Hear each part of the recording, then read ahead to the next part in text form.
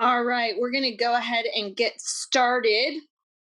So, welcome everybody to this hopefully beautiful Thursday afternoon.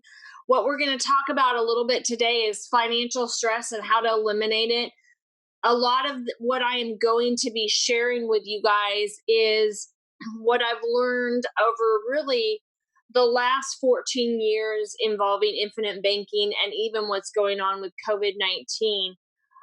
How actually can we benefit from not having the financial stress in our life? So, um, I'm gonna start with a favorite quote of my father Ray's, and it comes from Will Rogers, and it says, "The problem in America isn't so much what people don't know. The problem is what people think they know that just ain't so."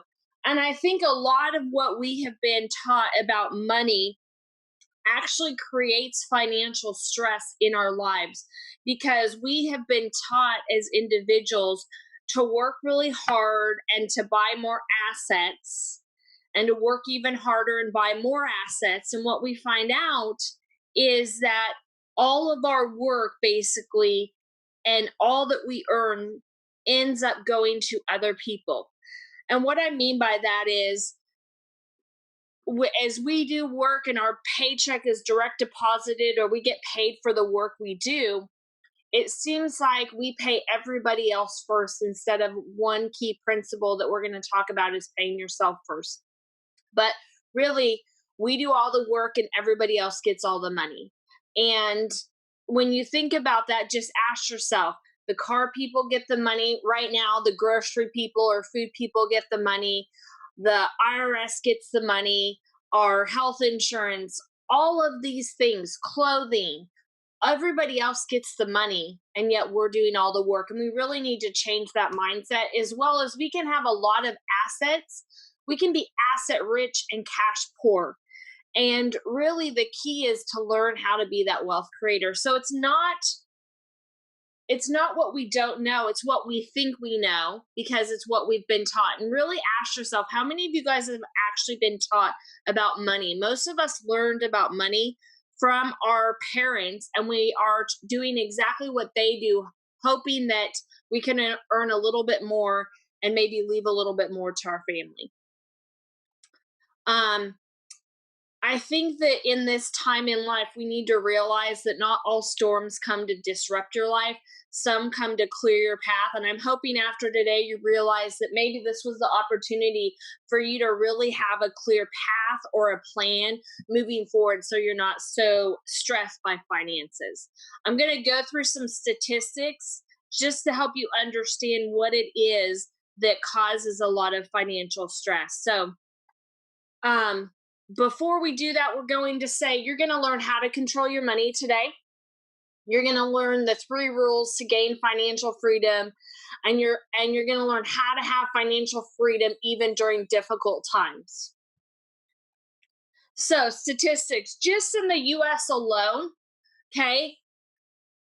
We in the US from January to March had 10,000 suicides. We actually average in the US around 40,000 suicides a year. And of those suicides, the majority of them actually come from blue collar workers. And we have more deaths related to that than we do even currently today to COVID-19 for the year, because economic stress and being laid off from your job or not having the money to pay bills are often 2 things that lead blue collar workers to committing suicide. The belief that their family or individuals would be better off without them. And this is a growing rate, just to let you know. Suicides are increasing every year, and we need to change something, especially around that financial stress, if you're going to see this number decrease. Just from January to March, there was 8,000 road accidents. Okay, so those 2 alone made up 18,000 deaths. Okay, and I just find that really, really sad that we have 18,000 deaths that are just due to suicide or road accidents. Now, total from January to March of 2020, there was 700,000 total American deaths not related to COVID-19. Okay.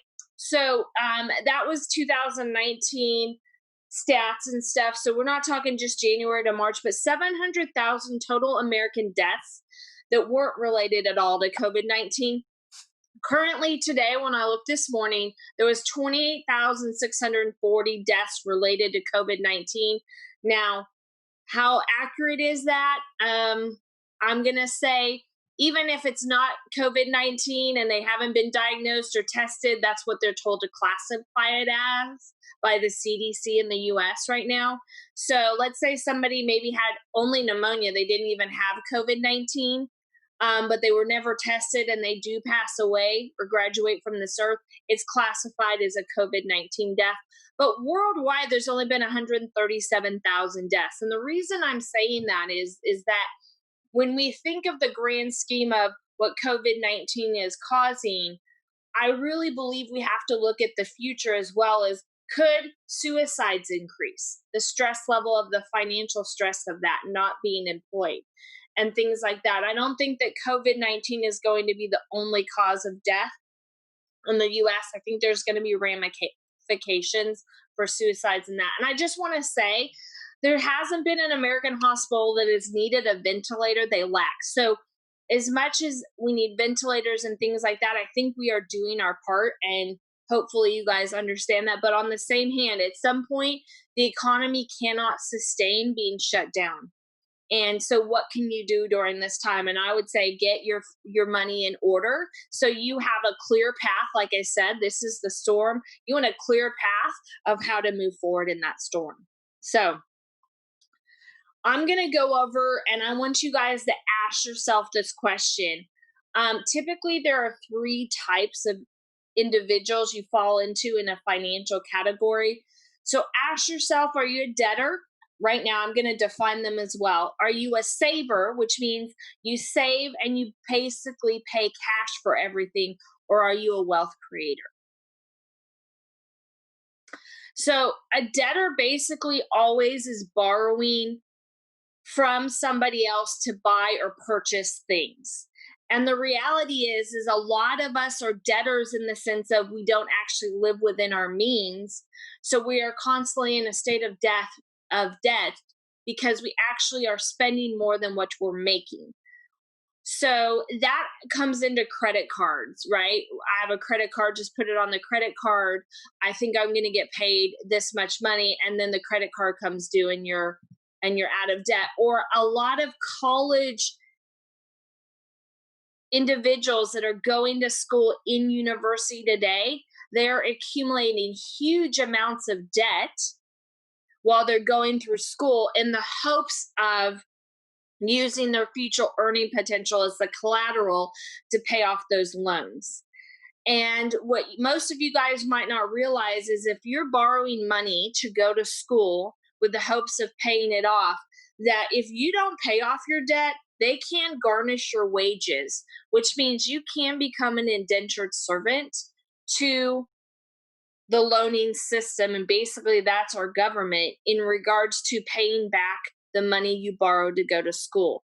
But what does that do? Basically, the debtor digs a hole and then they fill it back up. So they get in debt and they fill it back up, they pay off the debt, and they go back up. Okay? And that's what they do their whole life. And at the end of their life, they're at zero. Okay? Now, a saver. A saver typically is putting money aside. They are living on less than what they make. They know what they want to buy in the future, and maybe they're saving for that.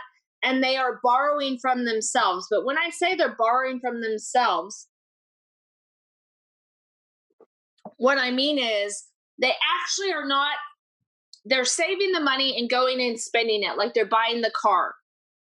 But they don't actually pay themselves back the money they used to buy the car. All they do is take the cash out they save, purchase the vehicle, and then they save for the next thing they want to do. Okay? So they're reducing their collateral position and they're resetting compound. And the webinar I did on Tuesday talked about what happens when we reset compound, so I'm not going to revisit that. But I will say, if you are borrowing from yourself, it's going to be the second rule we're going to talk about. You do want to pay yourself back with interest, okay? But as you can see, the saver does the same thing as the debtor, okay? They save up the money and then they buy what they want and they take their account balance back to zero. And they do the same thing. At the end of their life, they're at zero too.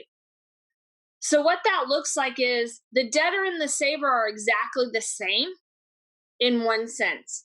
And my husband came from a family where they didn't have any credit cards. You always paid cash for everything. And in comparison to other families that maybe they were debtors, he actually just said to me the other day, it's not like they had much more. His mom and dad, his dad is still alive, his mom's passed away, but they actually ended up at zero, to where no matter, even though they were the saver their whole life, they have no savings currently.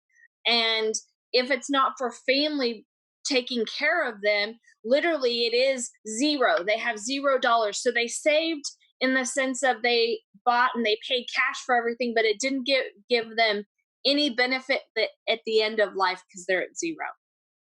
So ask yourself if you're a debtor or saver. Sometimes we're a combination of both, because we maybe are savers, but we actually maybe are debtors in big purchases or items, such as houses or mortgages, okay?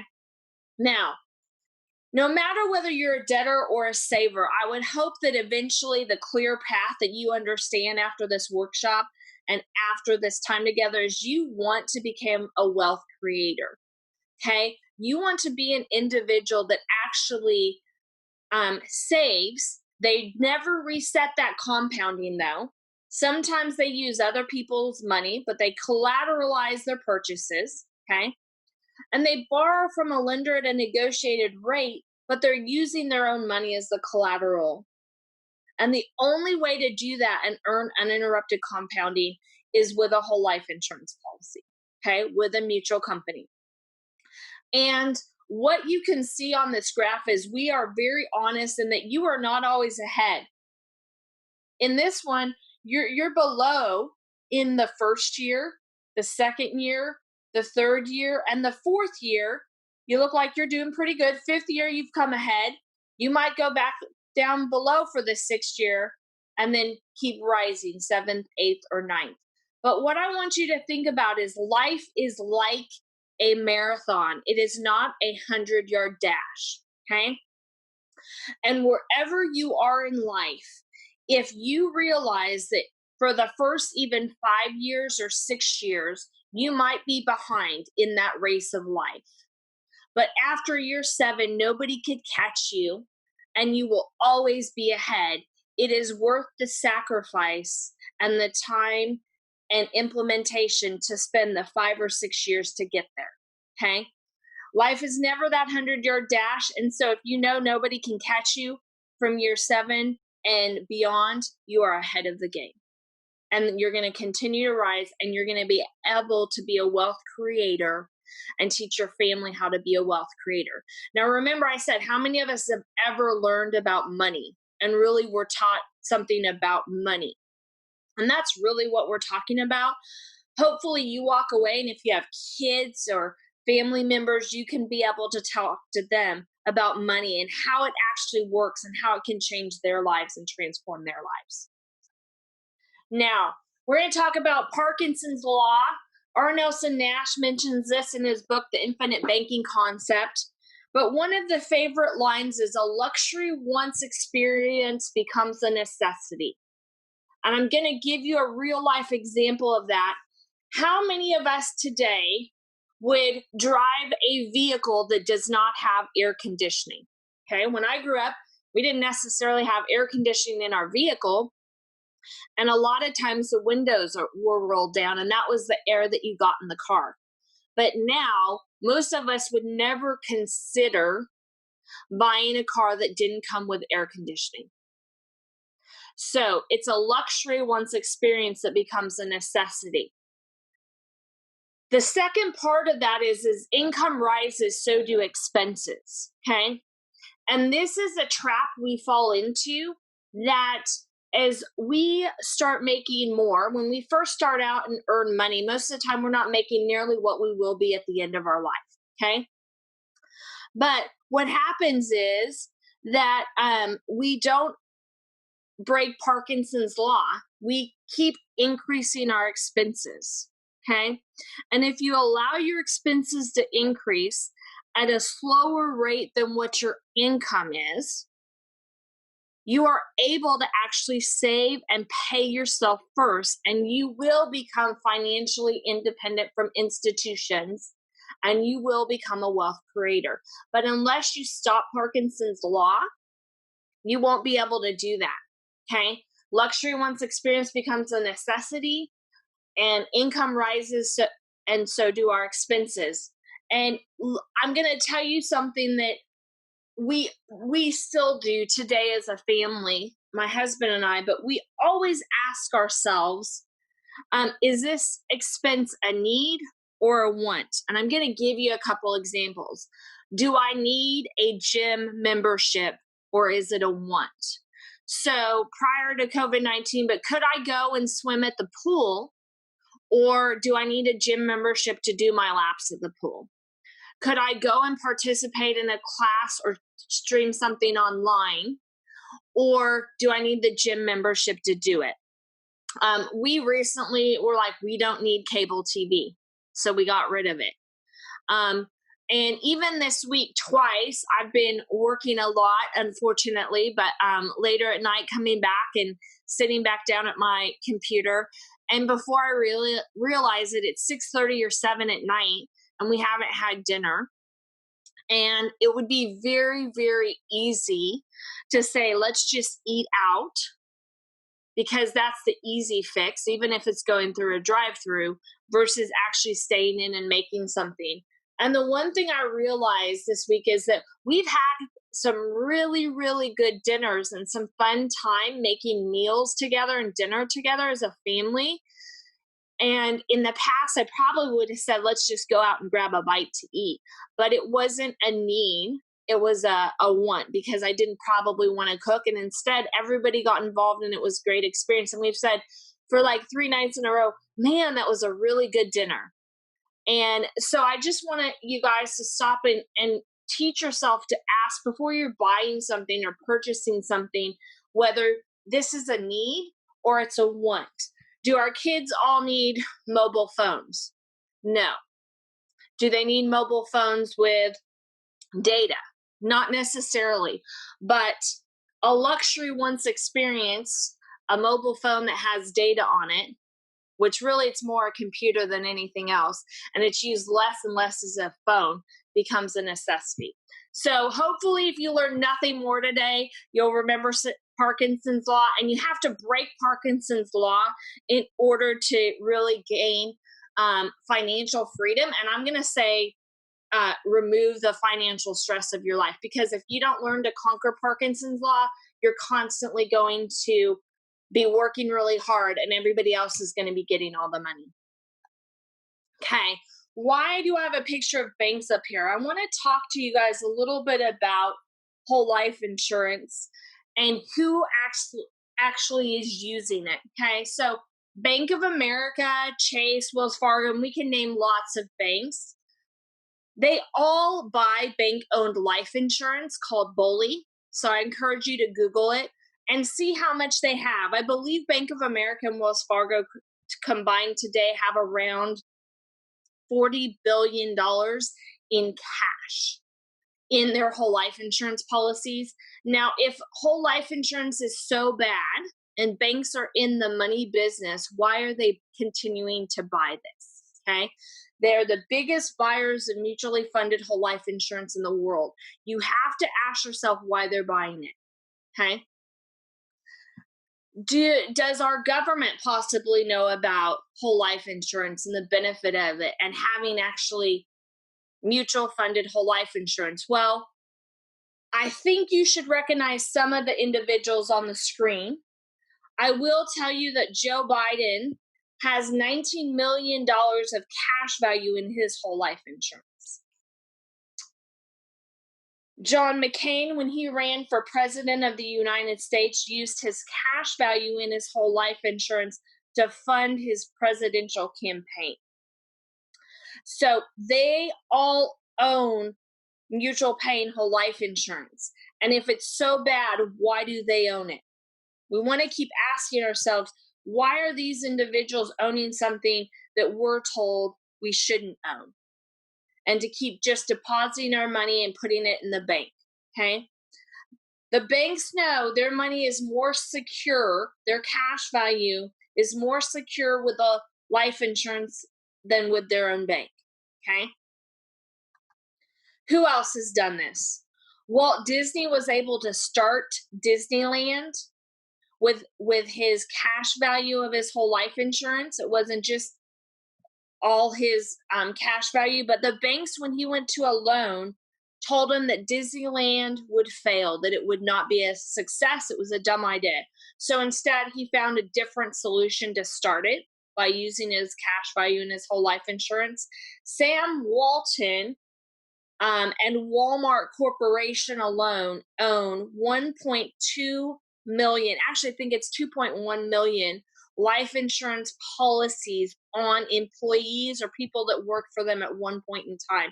So think about that. That's not money. It's not $1 per policy. They literally own over 1 million life insurance policies, okay, as a corporation and a company. J.C. Penney, during the Great Depression, had a whole life insurance policy, and the banks were going broke and couldn't provide.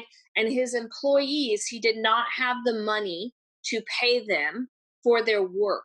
So what he did is loan the money out from his whole life insurance policy. So this hasn't been around just for a little bit of time. It's been around for a long time. And whole life insurance companies have been around for over 100 plus years. Most of them 126, 130 years they've been around. So they've been around a lot longer than what most of us think, and they've been successful for that period of time. Now, I'm going to shift a little bit and talk about, earlier I said things we finance, right? Or things we buy in life. And I want you guys to understand that really in life, you finance every single thing you purchase. So as we do all the work, if we don't change the system around every used surfboard, every wedding, every mobile phone we buy, all of that, we are financing or paying for. We either have earned the money and we are paying cash, or we put it on a credit card and pay it off. But one way or the other, we're financing. I want you to think creatively about all the things you finance, because right now you are doing probably all the work and everybody else has all the money. And I say as simply as $150 used surfboard that my daughter bought using her policy and paying it back. Or vacations. Can you imagine actually going on a family vacation or taking your first vacation as a couple that you wanted to go somewhere, and then you actually were able to make money by going on vacation? And when I say that, you have financial freedom and the stress is removed versus going on vacation. And how many of you guys can relate to this? As parents or individuals, you know you have to go to that wedding or going on this vacation, and you take a little bit extra money out of your bank account for anything extras just in case fund. And you go on the vacation, but you never want to spend the money. So when your kid asks for something, no, you can't have that. No, we can't do surf lessons. No, we can't buy that. No, you can't have an ice cream cone. And imagine the freedom of knowing that you actually could spend that money if you're taught correctly how to pay yourself back, right? Even if you saved up the money, you saved up the cash for that vacation. Normally we just spend it on the vacation and we never actually get those dollars back. Okay, we lost the buying power, the interest those dollars would have generated by just giving them away. Smartphones, they're getting really expensive nowadays.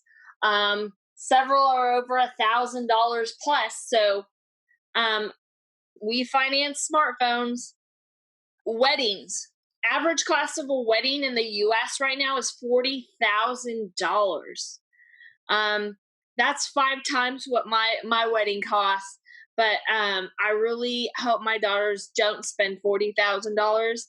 But I will say, if I knew I was going to get every dollar back, I think it would be a lot easier to spend the money than stress about, do we have the money to pay for the wedding dress or the flowers or food. Cars, hey, let's get our money back. We have not bought the last car we're ever going to drive. Our homes, how would you like to own the mortgage to your home instead of owing it to a bank? Education is getting more and more expensive to go to school and to collateralize that. How about if you could allow your kids to go to school and they end up having to pay you back and not the government? Office buildings. Great way, if you own a business, of being able to use a policy and pay for your building. So what comes next? Okay. And this is really where we're going to bring it all together. There's 3 simple rules in order to remove the financial stress from your life. And rule number 1 is pay yourself first. And what I mean by that is, if you are not saving money from every paycheck and actually paying yourself for the work, you earned the paycheck. But if what you do is take the paycheck and pay everybody else first, and I mean the clothing people, utilities, gas, food, taxes, you name it. If you pay everybody else first, typically at the end of the month, there's not much left for ourselves. Okay. And we have never made too many deposits into our own bank account. That's what your life insurance policy really is. It's your private bank. We've never made too many deposits ever in our life into our own bank account. Okay. And most of us have never been taught to pay ourselves first. We've been taught to pay everybody else first and then have the little bit left at the end. And I have a real simple way of looking at what do you mean by pay myself first? Okay. How many of you guys would say you would pay yourself $2.50 an hour for the work that you do? That you're worth $2.50 an hour. Most of us would say I'm worth way more than that. Yet we haven't saved or earned and do not even have the amount of money we believe we're worth. Okay. So if you believe you are worth $2.50 an hour and you do 40 hours of work per week, you should be putting away roughly paying yourself $400 a month. Okay. $100 a week. Now, I don't care what the number is for you of pay yourself first, but you have got to start paying yourself because the worker is worthy of the wage. If you want financial freedom, you have to learn to live on less than what you make. And you have to decrease your expenses if your expenses are more than your income, or every time you get a pay raise or bonus, you spend it and blow it. Okay? Pay yourself first. Maybe it's 10% of that paycheck. Maybe it is an hourly wage that you think you're worthy of, but you have got to start paying yourself first. Pay yourself interest. This goes to the individuals that save and pay cash, and it also goes to anybody that you want to go on vacation and get that money back. Whatever you are saving for or you plan on buying, what typically happens is most of us take the money out of our savings account and we go and we buy, whether it be the phone we saved up for, the car we saved up for, the vacation, whatever it may be. And the account balance goes close to zero or zero.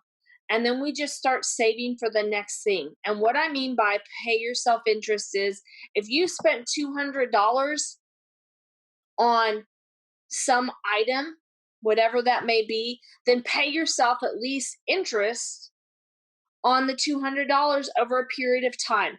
I'm going to go back to the surfboard example and show you exactly what I mean. My daughter took $150 out of her life insurance policy as a loan. She agreed to pay back $10 a month for the next 18 months. Okay? That's roughly $180. Now, I don't need to go into the interest in that, but what I'm saying is she gave me more than she paid for it, and she paid it back over time. On the same hand, I've had individuals say, well, what happened if she hadn't been able to pay you the money? In all honesty, as harsh as it sounds, the surfboard would have been taken away. And the reason being is if you don't learn to pay somebody else back with interest, they're going to come and take your possession that you borrowed the money for, whether it be the car or the phone or the house, whatever that may be. Okay? The other reason you want to pay yourself interest is if you do not pay yourself interest, you are saying if you had borrowed it from a bank or the credit card company or a lender, you're saying your dollar is not as valuable as the bank's dollar. Because what you're, or the lender's dollar, you're telling yourself, I'd pay them interest, but I wouldn't pay myself interest. Okay? And last is recapturing debt. That is what I mean by that is anything that you are going to buy or purchase, we want to be able to teach you how to get all the principal and all the interest back and make money. Okay? So, 3 simple rules, in my opinion, to have financial freedom and to remove that financial stress is number 1, pay yourself first. What I mean by that is I would hope if you've heard nothing else, you're going to put that into a mutual dividend paying whole life insurance policy. And the reason why is because you become a shareholder and you never, ever lose control of your money. Okay? So pay yourself first. Whatever you're earning or making, put something away. Number 2, pay yourself interest. Literally, if you're going to go on vacation, then pay yourself back over a period of time. If you need help figuring out how to do that, please reach out and ask. I am more than willing and available to help. So is the team members at Living Wealth. That's our goal, is to really help you and teach you how to not have to worry. And last but not least, recapture debt, which means any debt you have, credit cards, student loans, and realize even expenses that you have, monthly expenses that you're paying and sending money out for, we can teach you how to get all the principal back and earn interest on that, whether it be the grocery bill, the utility bill, property taxes. Most of us don't think of property taxes as debt, but it is something we have to pay if we own a house, even if the house is paid off, or we can possibly lose that house. So recapturing debt means literally recapturing all the principal and interest you would have spent and actually teaching you how to make money by never changing the uninterrupted compounding. So I really, really hope you remember Parkinson's law, that a luxury once experienced becomes a necessity, and that as income rises, so does expenses. And you got to defeat Parkinson's law, learn to live on less than what you make. And these 3 rules, and I think you will really find financial freedom as well as remove the financial stress in your life. So that is all I have for you guys today. I'll go and see if there's any questions or answers. Give me just a minute. Okay. Absolutely, you can get a copy of the PowerPoint. I'm going to type an answer and tell you to please email me and I will send that on over to you. So if you send me an email, I will absolutely send it back over to you. Any other questions you guys have? Okay. The question is, can my small business open a policy, or would I do it and fund it from the business? I would tell you that you personally want to be the owner of the policy and be able to, and we would teach you how you actually loan that money to your small business and the benefits of that. The reason most of the time you do not want the business to own the policy and do that is simply because it can create a taxable event to you as your cash value increases by more than what you put in. So, and I believe, and I'm going to tell you if you really want to see how to use this for a small business, Nate is going to be doing a workshop on Tuesday next week, same time, 1 p.m. Pacific, 2 p.m. Mountain, 3 p.m. Central, 4 p.m. Eastern. And he's going to specifically talk about small businesses. So it might be a great opportunity for you to actually learn and see how a small business can use a life insurance policy. Okay, any other questions? All right, then I'm going to go ahead and end this meeting, and hopefully we will, you guys, if you have a small business, hopefully you'll tune in to Nate's presentation on Tuesday. And if you have any feedback or anything you need answered, please let me know. Hope you guys have a great and wonderful Thursday. Thanks so much. Bye-bye.